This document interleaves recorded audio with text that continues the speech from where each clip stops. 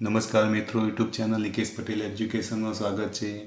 પ્રશ્ન 3C પ્રશ્ન વાંચો અને ઉદાહરણ પ્રમાણે યસ અને નોમાં ટૂંકા ઉત્તર લખો।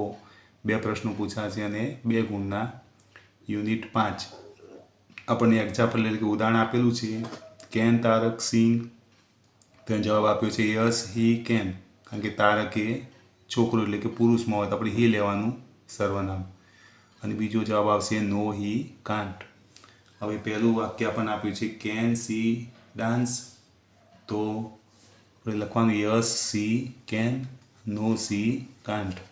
બીજું છે કેન રોહન મેક ટી, તો જવાબ આવશે yes he can, no he can't, કારણ કે રોહન હોય તો આપણે હી સર્વનામ લેવાનું, છોકરો હતો એટલા માટે।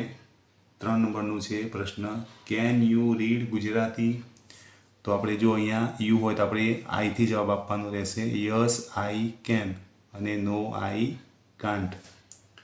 4 number can Manu write English, તો મનુ એ પુરુષ જાતિ એટલે કે હી સર્વનામ આવશે, તો yes he can, no he can't.